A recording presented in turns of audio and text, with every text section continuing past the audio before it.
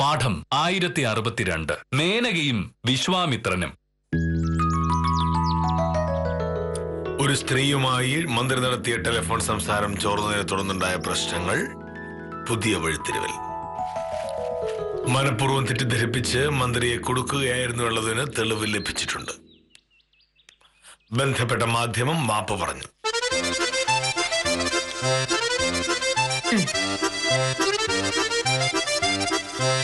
ആഹാ, television channel മാപ്പ് പറഞ്ഞ നന്നായി. അല്ലെങ്കിൽ ഇമാതിരി വൃത്തികൾ കാണിക്കുന്ന ചാനലൊക്കെ അടച്ചുപൂട്ടാ വേണ്ടത്. അതിപ്പോ ശ്രദ്ധയില്ലാതെ മന്ത്രി സംസാരിച്ചല്ലേ പ്രശ്നമായത്. ഫോണിൽ സംസാരിക്കാൻ സൂക്ഷിക്കണം. മോനിട്ട് എന്തൊക്കെയാ പറയുന്നത്? പ്രായപൂർത്തിയായ രണ്ടുപേര് തമ്മിൽ കുറ്റകരമായ ലക്ഷ്യങ്ങളൊന്നുമില്ലാതെ ഫോണിൽ സംസാരിക്കുന്നത് അവരുടെ വ്യക്തിപരമായ കാര്യം മാത്രമാണ്. അത് ചോർത്തി ടെലിവിഷൻ ചാനലിൽ കേൾപ്പിച്ചല്ലേ കുറ്റകൃത്യം. ഇങ്ങനെയാണെങ്കിൽ ആർക്കും സ്വകാര്യമായിട്ട് ഒന്നും സംസാരിക്കാൻ പറ്റില്ലല്ലോ. ആരൊക്കെ എന്തൊക്കെ ചോർത്തിക്കൊണ്ട് പോകുന്ന എങ്ങനെ പറയാൻ പറ്റും? എന്നാലും മന്ത്രിയല്ലേ, മന്ത്രി അങ്ങനെയൊക്കെ പറഞ്ഞിട്ടല്ലേ. ശരി, മന്ത്രി അങ്ങനെ പറഞ്ഞെങ്കിൽ അത് അദ്ദേഹത്തിന്റെ ഭാര്യയോട് ചെയ്ത് തെറ്റാണെന്ന് നമുക്ക് പറയാം. അദ്ദേഹത്തിന്റെ ഭാര്യയ്ക്ക് പരാതി ഉണ്ടാവാം, അല്ലാതെ പൊതുജനത്തിൽ എന്താ ഇതിൽ കാര്യം? മനുഷ്യന് ഏറ്റവും പ്രധാനമായി വേണ്ട ഒരു കാര്യമാണ് അവന്റെ സ്വകാര്യത. ഞാനും മോഹനേട്ടൻ തമ്മിൽ സംസാരിക്കുന്ന കാര്യങ്ങൾ ഒരാൾ ഫോണിൽ ചോർത്തിയാൽ അതിലെന്ത് ന്യായമുള്ളത്? മോഹനേട്ടൻ വില്ലേജ് ഓഫീസർ അല്ലേ, നാട്ടുകാരെ മുഴുവൻ ബഹുമാനിക്കുന്ന ഒരാള്. അങ്ങനെയുള്ള മോഹനേട്ടനെ നാണം കെടുത്തണമെന്ന് ഒരാളെ കരുതിയാലുള്ള അവസ്ഥ മോഹനേട്ടൻ ആലോചിച്ച് നോക്കിയേ. മോഹനേട്ടനോട് ശത്രുതയുള്ള ആളുകൾ ധാരാളം ഉണ്ടാവില്ലേ? അവരാരെങ്കിലും ഉപയോഗിച്ച് ഇങ്ങനെ ഫോൺ ചെയ്തോ അല്ലാതെയോ മോഹനേട്ടൻ പറയുന്ന വാചകങ്ങൾ ചോർത്തി അവർക്ക് ആവശ്യമുള്ളത് മാത്രം നാട്ടുകാരെ കേൾപ്പിച്ചാലോ? മോഹനേട്ടാ, നമുക്ക് നാട്ടിലെ നിയമം അനുസരിച്ച് കുറ്റകരമല്ലാത്ത എന്തും ചെയ്യാം, പറയാം. അത് ചോർത്തിയെടുത്ത് നാട്ടുകാരെ കേൾപ്പിക്കുന്നത് മാധ്യമ പ്രവർത്തനമല്ല, തെമ്മാടിത്തരമാണ്. ആരോ വിളിക്കുന്നുണ്ടല്ലോ, ഫോൺ ചോർത്തലാണോ?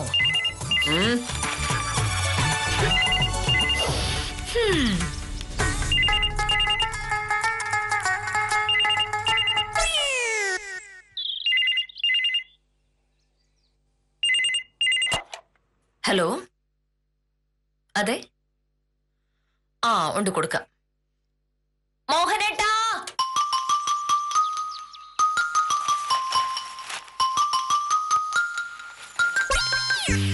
മോഹനേട്ടാ, എവിടെ പോയി? ഞാൻ ചോദിച്ചില്ല. മതിയോ? ഹലോ, മോഹനേഷ്ണ സാറല്ലേ? അതെ. നമസ്കാരം സാർ, ഞാൻ സാറിനൊന്ന് പരിചയപ്പെടാൻ വിളിച്ചതാ. ആരാണെന്ന് മനസ്സിലായില്ല. എന്റെ പേര് മേനക. കുറച്ചു നാളായി സാറിനൊന്ന് പരിചയപ്പെടണമെന്ന് വിചാരിക്കുന്നു.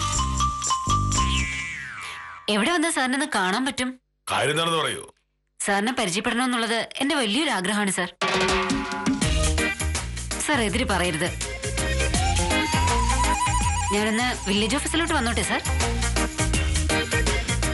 വില്ലേജ് ഓഫീസിൽ വരുന്ന ഓഫീസ് കാര്യങ്ങൾക്ക് വേണ്ടിയാ? അങ്ങനെയുള്ള എന്തെങ്കിലും കാര്യങ്ങളാണോ? അത് ഞാൻ നേരിൽ പറയാം സാർ. ഓഫീസിൽ ഞാൻ വരുന്നത് സാറിന് ഇഷ്ടമല്ലെങ്കിൽ ഞാൻ വഴിയിൽ എവിടെയെങ്കിലും നിൽക്കാം. സാർ പറ്റില്ലെന്ന് പറയരുത്. എനിക്ക് സാറിനെ കണ്ടേ പറ്റൂ. സാർ എന്തൊന്നും പറയാത്തെ?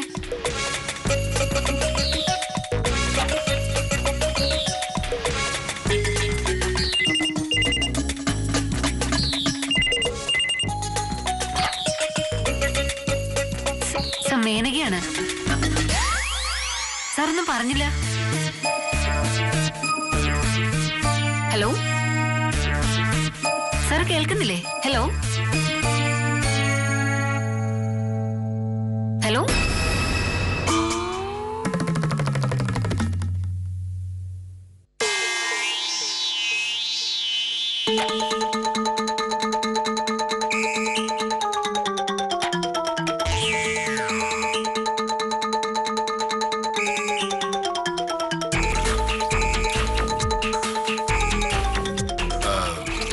കുറച്ചു മുന്നേ എന്താ പറഞ്ഞത്? ഞാൻ പറയുന്നൊക്കെ റെക്കോർഡ് ചെയ്ത് നാട്ടുകാരെ കേൾപ്പിക്കുന്നു. അങ്ങനെ ഞാനത് പറയുന്നില്ലല്ലോ. നമ്മൾ എപ്പോൾ എന്താണ് പറയുക എന്ന് മുൻകൂട്ടി നിശ്ചയിക്കാൻ പറ്റില്ല. ഞാനും മോഹനേട്ടൻ തമ്മിൽ സംസാരിക്കുമ്പോൾ നമുക്ക് ആരെയും പേടിക്കണ്ട. എന്നെ കളിയാക്കാനായി മോഹനേട്ടൻ ജഡ്ജിമാരെയും കോടതിയൊക്കെ കുറ്റം പറയും. ഞാനത് മോഹനേട്ടൻ അറിയാതെ റെക്കോർഡ് ചെയ്ത് കോടതി കൊണ്ടുപോയി കേൾപ്പിച്ചാലോ? ഞാൻ അങ്ങനെ ചെയ്യില്ല എന്ന് മോഹനേട്ടൻ അറിയാം. അതാണ് നമ്മുടെ ഈ പരസ്പര വിശ്വാസം എന്ന് പറയുന്നത്. അങ്ങനെ ഒരു പരസ്പര വിശ്വാസം ഉണ്ടാക്കിയെടുത്ത് ചതിക്കാനും ആളുകൾക്ക് പറ്റും. അതാണ് മന്ത്രിയുടെ കാര്യത്തിലൂടെ ഉണ്ടായത്. അത് മന്ത്രി ആയതുകൊണ്ടല്ലേ? ഞാനൊരു വലിയ ഓഫീസറല്ലേ? ഞാൻ പറഞ്ഞത് ചോർത്തുകൊണ്ട് എന്താ ഗുണം? ആര് പറഞ്ഞു മോഹനേട്ട കാര്യമില്ലെന്ന്? മോഹനേട്ടൻ ആരോടെങ്കിലും പറയുന്ന ഒരു കാര്യം പുറത്തൊരാൾ കേട്ടാൽ പ്രശ്നമാകുന്ന ഒരു കാര്യം ഒരാള് റെക്കോർഡ് ചെയ്തു എന്നിരിക്കട്ടെ, അത് വെച്ച് അയാൾക്ക് എന്തെല്ലാം ചെയ്യാം മോഹനേട്ടാ? മോഹനേട്ടനെ നാണം കെടുത്താ നാണം കെടുത്തുമെന്ന് ഭീഷണിപ്പെടുത്തി നിയമവിരുദ്ധമായ കാര്യങ്ങളൊക്കെ ചെയ്യിക്കാം. ആര് എന്ത് എപ്പോ റെക്കോർഡ് ചെയ്യുന്നു നമുക്ക് പറയാനേ പറ്റില്ല. അതുകൊണ്ട് സൂക്ഷിച്ച് സംസാരിച്ചാൽ കൊള്ളാം. സാറിന് മൂക്കത്തല്ലേ ചുണ്ടി വായ വരുന്നൊക്കെ വിളിച്ചു പറയും. അതൊക്കെ ആരെങ്കിലും റെക്കോർഡ് ചെയ്താൽ എന്റെ അടുത്ത് കൊഞ്ചു വേണമെങ്കിൽ വരട്ടെ, അപ്പൊ അറിയാൻ സ്വഭാവം. ഇങ്ങനെ ബലം പിടിച്ചിട്ടൊന്നും കാര്യമില്ല എന്റെ മോനട്ടാ. മനുഷ്യനാവുമ്പോ ചില നേരത്തെ അറിയാതെ വല്ലോ അബദ്ധമൊക്കെ പറഞ്ഞു പോവും. വലിയ മഹർഷിയായിരുന്നല്ലോ വിശ്വാമിത്രൻ. കാരിരുമ്പിനെ വെല്ലുന്ന മനക്കിട്ടി. പക്ഷേ മേനകയുടെ ഒരൊറ്റ ഡാൻസിൽ കൺട്രോൾ പോയി. എന്താണ്? അതെ, പഴയ കാലമല്ല. സ്വന്തം കാര്യം സാധിക്കാനും വൈരാഗ്യം തീർക്കാനും ആളുകൾ എന്തും ചെയ്യും. അതുകൊണ്ടാണ് ഞാൻ പറഞ്ഞത് ഒന്ന് സൂക്ഷിച്ചു കൊള്ളണമെന്ന്. സൂക്ഷിച്ചാൽ ദുഃഖിക്കണ്ട.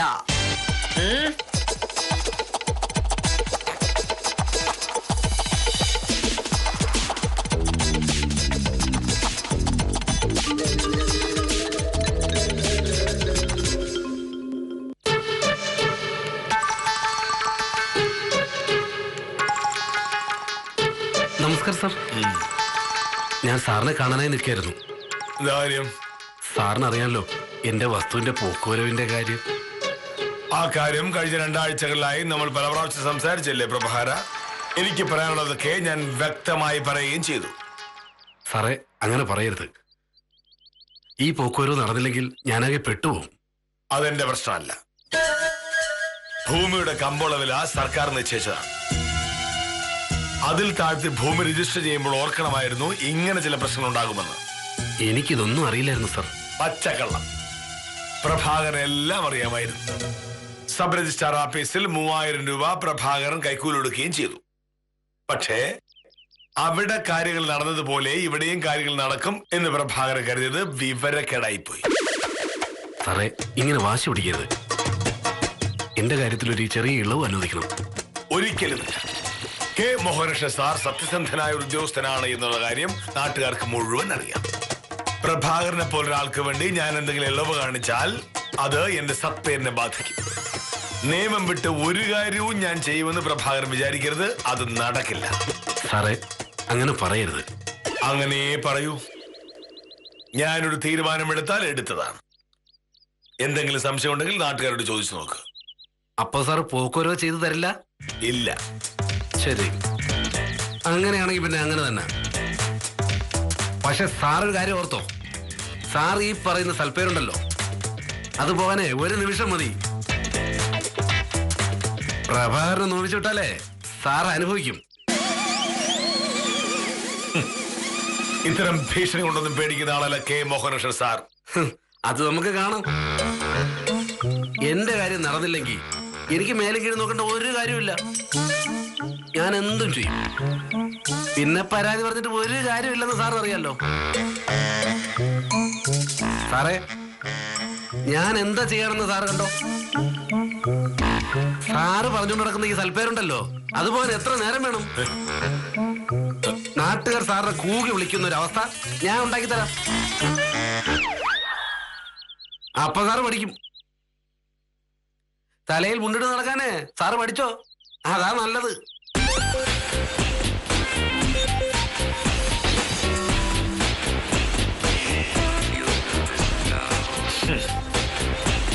പ്രഭാകര, അപ്പൊ നീ കാര്യമായിട്ട് പറഞ്ഞാണല്ലേ? ശരിയാക്കി തരാം.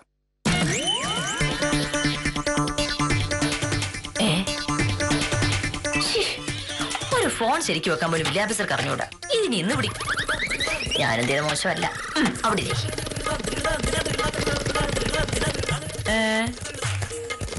ഇവിടെ തന്നെ നിൽക്കുകയായിരുന്നു. എന്തുപറ്റി? ചായ വേണോ? ചായ വേണം. ആഹാ, എന്നവന് മോനിട നേരത്തെ പറഞ്ഞൂടായിരുന്നോ? ഞാൻ ചായ എടുത്തുകൊണ്ട് പോവില്ലായിരുന്നു. മോഹനേട്ട നല്ല ആളാ.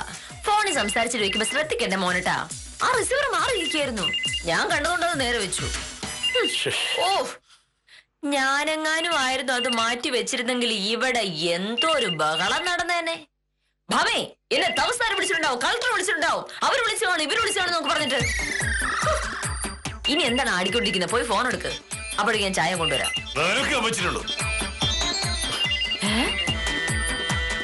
ഞാൻ എന്ത് ചെയ്തു?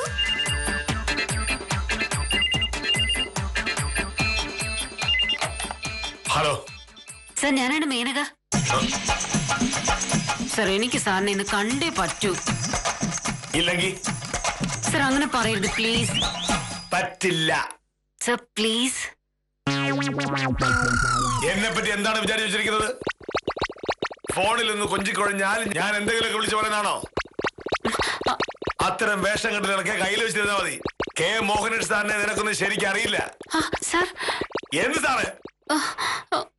മാനം മര്യാദയായി ജോലി ജീവിക്കുന്ന എന്നെ പോലൊരാളെ അപമാനിക്കാമെന്ന എന്തെങ്കിലും ഒരു ധാരണ നിനക്കോ നിന്റെ ആളുകൾക്കോ ഉണ്ടെങ്കിൽ അത് നടക്കില്ല. കെ മോഹനേഷ് സാർ ആള് വേറെയാ. ഇനി മേൽ എന്റെ ഫോണിൽ വിളിക്കുകയോ എന്നെ കാണാൻ വില്ലേജ് ഓഫീസിലേക്ക് വരികയോ എന്നെ നോക്കി വഴിയിലെങ്ങാനും നിൽക്കുകയോ ചെയ്താൽ നിനക്കെതിരെ ഞാൻ കേസ് കൊടുക്കും. നീ വേറെയായിരിക്കും, പക്ഷെ ഞാൻ വിശ്വാമിത്രനല്ല. ഈ കളി എന്നോട് വേണ്ട. സാറേ,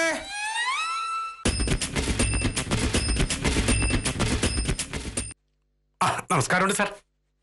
എന്താ രാവിലെ? നമ്മുടെ പ്രഭാകരന് സാറുമായിട്ട് ഇന്നലെ എന്തെങ്കിലും പ്രശ്നം ഉണ്ടായോ? ഉണ്ടായി. അല്ല, കൃഷ്ണൻകുട്ടിയുടെ ചായക്കടയിൽ അതായിരുന്നു സംസാര വിഷയം. ഇന്നലെ സാറുമായിട്ട് വഴക്കുണ്ടാക്കിയിട്ട് പ്രഭാകരൻ നേരെ പോയത് കൃഷ്ണൻകുട്ടിയുടെ ചായക്കടയിലാണ്. സാറിന് അങ്ങനെ എങ്ങനെയെന്ന് ഞാൻ വിടൂല എന്നവൻ ചായക്കടയിൽ വെച്ച് പറഞ്ഞെന്നാണ് കേട്ടത്. പ്രഭാകരൻ എന്ത് ചെയ്യാനാ? എന്റെ സാറെ, അവന്റെ സ്വഭാവം സാറിന് അറിഞ്ഞുകൂടാത്തോണ്ടാണ്. ഒരു കാര്യം സാധിക്കാൻ വേണ്ടി എന്ത് തെണ്ടിത്തരോ കാണിക്കാനും ഒരു മടിയില്ലാത്തവനാണ്. നാണമില്ലാത്ത ഒരുത്തിന് എന്ത് സാറേ ചെയ്യാൻ പാടില്ലാത്തത്? എന്നെ എന്തെങ്കിലും ചെയ്യാൻ നോക്കിയാ പ്രഭാകരൻ വിവരം അറിയും. ഞാൻ ഒരു വലിയ ഓഫീസറാ. സാറേ, ഈ പ്രഭാകരൻ അങ്ങനെയൊന്നുമില്ല. പണ്ടൊരു കൂലിത്തല്ല് കേസിൽ ഈ പ്രഭാകരനെ SI ഗീവർഗീസ് സാറ് പൊക്കി അകത്തിട്ടു. പോലീസുകാരല്ലേ, കൈ കിട്ടിയ വെറുതെ വിടുവോ? 2 എണ്ണം പൊട്ടിച്ച് ഗീവർഗീസ് സാറ്. അവ അതിന്റെ കലിപ്പ് തീർത്ത് എങ്ങനെയാണെന്ന് അറിയാമോ? ഗീവർഗീസ് സാറും ബ്യൂട്ടി പാർലർ നടത്തുന്ന രാധാമണി ചേച്ചിയും തമ്മിൽ എന്തൊക്കെ ബന്ധമുണ്ടെന്നും ഈ ഗീവർഗീസ് സാറ് എല്ലാ ദിവസവും രാധാമണി ചേച്ചിയുടെ വീട്ടിൽ ചെല്ലാറുണ്ടെന്നും പറഞ്ഞൊരു നോട്ടീസ് അച്ചടിച്ച് നാട് മുഴുവനും ഒട്ടിച്ചു കളഞ്ഞവൈ.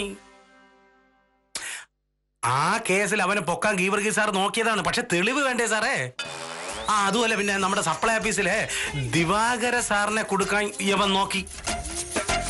ദിവാര സാർ അവിടുത്തെ LD ക്ലർക്ക് ലീലാമ്മയ്ക്ക് എഴുതിയ കത്താണെന്ന് പറഞ്ഞുകൊണ്ട് ഒരു കത്ത് എഴുതി ഫോട്ടോസ്റ്റാറ്റ് എടുത്ത് നാട് നീളെ കൊണ്ട് വിതരണം ചെയ്ത്. ദിവാര സാറിന്റെ ഭാര്യ ഈ എഴുത്ത് വാങ്ങിച്ചല്ലേ പിണങ്ങി അവരുടെ വീട്ടിലോട്ട് പോയത്. ആ പ്രശ്നം തീർക്കാൻ പിന്നെ എന്തോരം പാടുപെട്ടെന്ന് അറിയാമോ? നമസ്കാരം വക്കീലേ. അല്ല, ഒരു സംഭവം അറിഞ്ഞത് ഞാൻ മോഹനേഷ് സാറിന്റെ അടുത്ത് പറയാൻ വേണ്ടി വന്നതാണ്.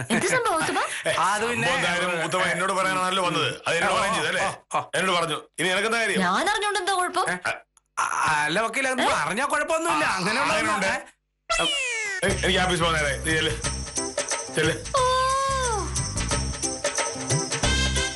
തൽക്കാലം അവൾ അറിയണ്ട. എനിക്ക് ഒരുപാട് ശത്രുക്കളുണ്ട് എന്ന് പറഞ്ഞ അവള് നടക്കുക. ഇനിയിപ്പോ പ്രഭാകരൻ അവിടെ കേട്ടാ പിന്നെ അത് മതി അവക്ക് എന്റെ തലേ കയറി തിറങ്ങാനായിട്ട്. പിന്നെ സാറേ, കാലം വല്ലാത്ത കാലമാണ്. ഈ പ്രഭാകരൻ എന്താണ് ചെയ്യാണെന്ന് നമുക്ക് മുൻകൂട്ടി കാണാൻ പറ്റൂല. സാറിനോടൊരു കലിപ്പുണ്ടായ സ്ഥിതിക്ക് അവ എന്തും ചെയ്ത് കളയും. എനിക്കറിയാം അവൻ ചെയ്യാനുള്ളതൊക്കെ ചെയ്തു തുടങ്ങി. ഓ അയ്യോ. പക്ഷെ ആ വേഷം കിടന്ന് എന്റെ അടുത്ത് നടക്കില്ല. അവൻ മനസ്സിൽ കാണുമ്പോ ഞാൻ മാനത്ത് കാണും. സാറേ അത്രയ്ക്ക് നിസാരമായി കാണണ്ട അവനെ. പണ്ട് വേലായുധനുമായിട്ടുള്ള അതിർത്തി തർക്കം നടക്കുന്ന കാലത്ത് സ്വന്തം ഭാര്യയെ വേലായുധന്റെ വീട്ടിൽ കയറ്റി വിട്ടിട്ട് നാട്ടുകാരെ വിളിച്ചു കൂട്ടി വേലായുധ എന്റെ ഭാര്യയെ പീഡിപ്പിക്കാൻ നോക്കേ എന്ന് പറഞ്ഞ മോനാണ് ഈ പ്രഭാകരൻ. അവ എന്ത് തണ്ടിത്തരവും ചെയ്യും. മോഹനയുടെ സാറാണെന്നുണ്ടെങ്കിൽ ഈ നാട്ടിൽ ഏറ്റവും പ്രശസ്തനായ ആള്. സാറിനെ പറ്റി ഒരു ചെറിയ കഥയുണ്ടായാൽ പോലും ആളുകൾ ഞെട്ടും. സംഗതി കാട്ടുതീ പോലെ പടരുകയും ചെയ്യും. പക്ഷേ ഗീവർഗി സാറിനോടും ദിവാർ സാറിനോടും കളിച്ച പോലെ ആയിരിക്കില്ല കെ മോഹൻ സാറിന്റെ അടുത്ത് കളിക്കുന്നത്. എന്റെ അടുത്ത് കളിച്ചാ പിന്നെ പ്രഭാകരൻ ജയിലിൽ നടക്കൂല കേട്ടാ. കാണേ പറഞ്ഞേ.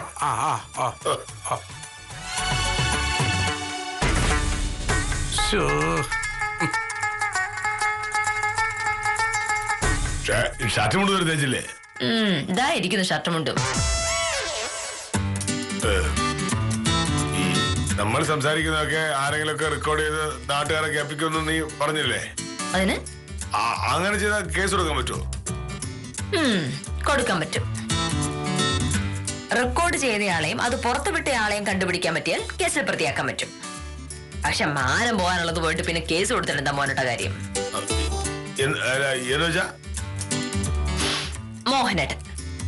മോഹനേട്ടൻ ഏതെങ്കിലും ഒരു സ്ത്രീയോട് മോശമായിട്ട് സംസാരിച്ചു എന്ന് കരുതുക. ഞാൻ ഒരിക്കലും സ്ത്രീകളോട് മോശമായിട്ട് പെരുമാറാറില്ല. ഓ, അങ്ങനെ ഒന്ന് സങ്കല്പിക്കാനേ ഞാൻ പറഞ്ഞുള്ളൂ. ഏതെങ്കിലും ഒരു പ്രത്യേക സാഹചര്യത്തിൽ അങ്ങനെ സംസാരിച്ചു എന്ന് കരുതുക. ഒരു സാഹചര്യത്തിലും കെ മോഹനേട്ടൻ സാർ അങ്ങനെ സംസാരിക്കാറില്ല. എന്റെ അമ്മോ, മോഹനേട്ടൻ മോശമായിട്ട് സംസാരിക്കില്ല, സമ്മതിക്കുന്നു ഞാൻ. പക്ഷേ മോഹനേട്ടൻ മാന്യമായി സംസാരിച്ച കാര്യങ്ങൾ അവര് റെക്കോർഡ് ചെയ്ത് കൊണ്ടുപോയി എഡിറ്റ് ചെയ്ത് അത് അശ്ലീലമാക്കി മാറ്റിയാലോ? മോഹനേട്ടാ, ഒരു സ്ത്രീ മോഹനേട്ടനെ ഫോൺ ചെയ്ത് വിശേഷങ്ങൾ ചോദിക്കുന്നു, പരിചയപ്പെടുന്നു. അല്ലെങ്കിൽ എന്തെങ്കിലും ആഫീസ് കാര്യങ്ങൾ ചോദിക്കുന്നു എന്ന് കരുതുക. ഉദാഹരണത്തിന്, ഒരു കൈവശാവകാശ സർട്ടിഫിക്കറ്റ് കിട്ടാൻ എത്ര ദിവസം എടുക്കും സാറേ എന്നൊരു ചോദ്യം. മോഹനേട്ടൻ എന്ത് പറയും? എല്ലാ കാര്യങ്ങളും ശരിയാണെങ്കിൽ 3 ദിവസം. അടുത്ത ചോദ്യം, അപേക്ഷയിലെല്ലാം ശരിയാണെങ്കിലും ചിലപ്പോൾ സർട്ടിഫിക്കറ്റ് കിട്ടാൻ വൈകാറുണ്ടല്ലോ സാറേ എന്ന്. മോഹനേട്ടൻ എന്ത് പറയും? കടലാസുകളെല്ലാം ശരിയാണെങ്കിൽ സർട്ടിഫിക്കറ്റ് കിട്ടിയിരിക്കും, അത് ഞാൻ നോക്കിക്കോളാം. എപ്പോഴാ സാറേ ഞാൻ സാറിനെ കാണാൻ വരേണ്ടത് എന്ന അടുത്ത ചോദ്യം. അപ്പൊ മോനോട്ടൊരു സമയം പറ. നാളെ കിട്ടുമെന്ന് ഉറപ്പാണല്ലോ എന്നൊരു ചോദ്യം വരുമ്പോ അതല്ല ഞാൻ ഏറ്റു എന്ന് മോഹനേട്ടൻ മറുപടി പറയും. ഇത്രയും സംസാരിച്ചത് വെച്ച് മോഹനേട്ടന്റെ ഡയലോഗ് ആവശ്യം എഡിറ്റ് ചെയ്തിട്ടുണ്ടെങ്കിൽ നാളെ ഉച്ച കഴിഞ്ഞ് വന്നോളൂ, എല്ലാം ഞാൻ നോക്കിക്കോളാം, കാര്യങ്ങളൊക്കെ ശരിയാണെങ്കിൽ എല്ലാം ഞാൻ ഏറ്റു എന്നാവും. ഇതിപ്പോ മാന്യമായിട്ടുള്ള ഡയലോഗാണ്. ഇത് വേണമെന്ന് വെച്ചാൽ എത്ര വേണേലും വൃത്തികേടാക്കാം. എന്താണ് അവന് ആൾക്കാർ എന്ത് ധൈര്യത്തിൽ സംസാരിക്കും? അതന്നെ ഞാൻ പറഞ്ഞത്, വളരെയധികം സൂക്ഷിക്കണമെന്ന്. വാക്കുകൾ വളച്ചൊടിക്കുന്നവർക്കെതിരെ കേസ് കൊടുക്കാം, പക്ഷെ മാനം പോകാനുള്ളതൊക്കെ പോവില്ലേ. അതുകൊണ്ട് ഇനിയുള്ള കാലത്ത് ആളെ കണ്ട് മനസ്സിലാക്കിയതിന് ശേഷമേ ഓരോ വാക്കും പറയാൻ പാടുള്ളൂ. ഇല്ലെങ്കിൽ പത്രത്തിലും ടിവിയിലും ഒക്കെ വാർത്ത വരുമ്പോഴേ അപകടം മനസ്സിലാവൂ. അതാരാണെന്ന് പോയി നോക്ക, ഞാനൊന്ന് തേച്ചു നോക്കട്ടെ. ചെല്ല്.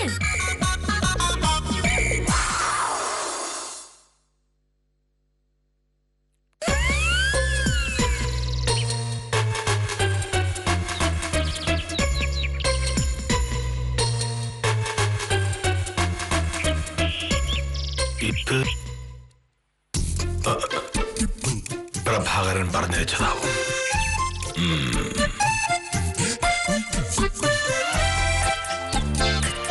Mobile phone.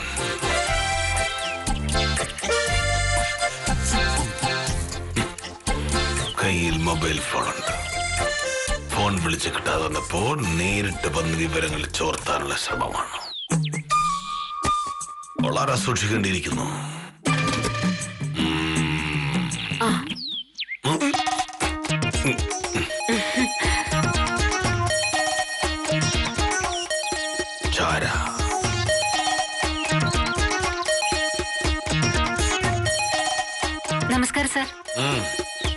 സംസാരം? എന്റെ പേര് മേനക. ഞാൻ കുറച്ചു മുമ്പ് ഫോൺ ചെയ്തിരുന്നു. ആളത് തന്നെ. ഞാൻ സാറിന് പരിചയപ്പെടാൻ വന്നതാ. അത് പിന്നെ എനിക്ക് സാറിനോട് കുറച്ച് കാര്യങ്ങൾ സംസാരിക്കാനുണ്ടായിരുന്നു. അല്ല സാർ, വില്ലേജ് ഓഫീസിലെ ചില കാര്യങ്ങൾ. എന്താ സാർ?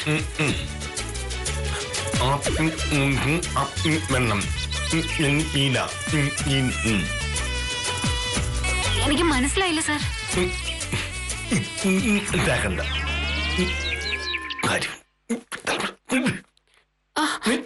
എന്താ സാർ?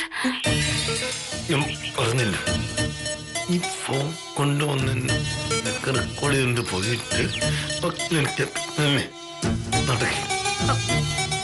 സാർ, എനിക്കൊന്നും മനസ്സിലാവുന്നില്ല.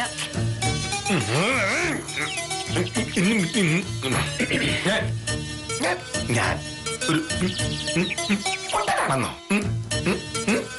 നിന്നെ പോലെ പെണ്ണുങ്ങളെ ഇങ്ങനെ കൈകാര്യം ചെയ്യണം.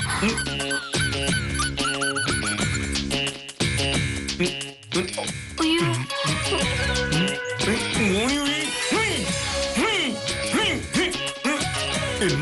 എന്റെ വീട്ടിൽ എന്നെ കൊടുക്കാൻ നോക്കണ്ട.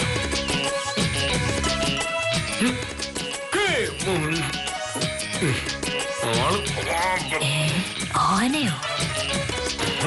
മോനടാ,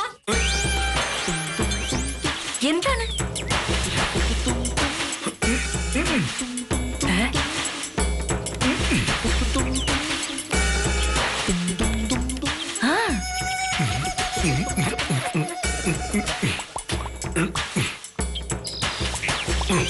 എന്താണ് പറമ്പോട്ടാ? ഈ നിൽക്കുന്നവൾ എന്റെ സംസാരം ചോർത്തിയെടുത്ത് നാട്ടുകാരെ കേൾപ്പിക്കാനായിട്ട് പ്രഭാകരൻ വിട്ട ആളാണ്. ഇവൾ വേഗം പറഞ്ഞിരുന്ന നല്ലത്. ഞാൻ വ്യക്തമായി സംസാരിച്ചാൽ അവൾ റെക്കോർഡ് ചെയ്ത് കളയും. അതുകൊണ്ടാണ് ഞാൻ ഇങ്ങനെ സംസാരിക്കുന്നത്. പൊയ്ക്കോ.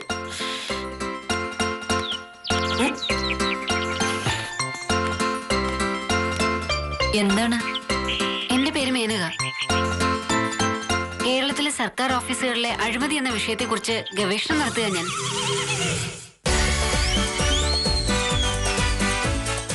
ഗവൺമെന്റ് കോളേജിലെ ബലരാമൻ സാറാ പറഞ്ഞത് വില്ലേജ് ഓഫീസർ മോഹനകൃഷ്ണ സാറുമായിട്ട് സംസാരിച്ച കാര്യങ്ങളെ പറ്റി അറിയാൻ കഴിയുന്നു. സാറ് ഭയങ്കര ദേഷ്യക്കാരനാ. മയത്തില് സോപ്പിട്ട് കാര്യം പറഞ്ഞ് മനസ്സിലാക്കിയാൽ സാറ് സഹായിക്കുമെന്ന് ബലരാമൻ സാറ് പറഞ്ഞിരുന്നു. അതുകൊണ്ട് ഞാൻ ഫോൺ ചെയ്തിരുന്നു.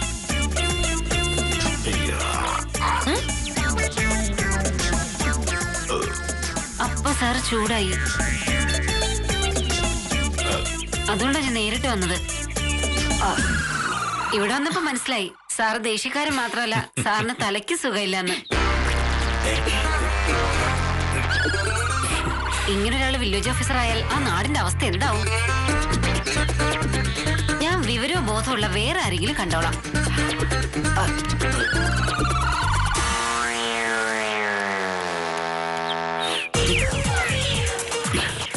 ഇതെന്താണ് മോനട്ടാ? ഇത്രയും കാലം മുൻകോപിയാണ്, പിശുക്കനാണെന്നുള്ള ചീത്തപ്പേര് മാത്രമേ കേട്ടിട്ടുള്ളൂ. ഇപ്പതാ പ്രാന്താവുന്നവരെ നാട്ടുകാരെ കൊണ്ട് പറയിപ്പിച്ചു. എന്താണ് മോനയുടെ ഉദ്ദേശം? ഞാൻ ചെയ്തു. എല്ലാവരെയും സൂക്ഷിക്കണം. അബദ്ധത്തിൽ എന്തെങ്കിലുമൊക്കെ പറഞ്ഞു പോയാൽ റെക്കോർഡ് ചെയ്ത് നീയല്ലേ എന്നോട് പറഞ്ഞത്. അതുകൊണ്ട് ഞാൻ ഈ പൊട്ടങ്ങളെ കളിച്ചത്. മിണ്ടിയാലേ റെക്കോർഡ് ചെയ്യാൻ പറ്റുള്ളൂ. അതിനും പേടിച്ചിട്ടോടൊന്നും ചെയ്തു പോകുന്നതാ. ഇനിയിപ്പോ നീയുടെ എന്നെ നോക്കി പഠിപ്പിക്കണ്ട. മോഹനകൃഷ്ണന്റെ പേടിയെ കളിയാക്കിയിട്ട് കാര്യമില്ല. നാട്ടിൽ നടക്കുന്ന കാര്യങ്ങളൊക്കെ കാണുമ്പോൾ ആർക്കും ആരെയും വിശ്വാസമില്ലാതെ പോകുന്നതിൽ കുറ്റവും കാണാൻ പറ്റില്ല. എന്തായാലും അപകടം പിടിച്ച കെണികളിൽ വില്ലേജ് ഓഫീസർ വീഴാതിരിക്കട്ടെ എന്ന് ആശംസിച്ച് ഇന്നത്തേക്ക് വിടാം. കാര്യം നിസാരം തുടരുന്നു.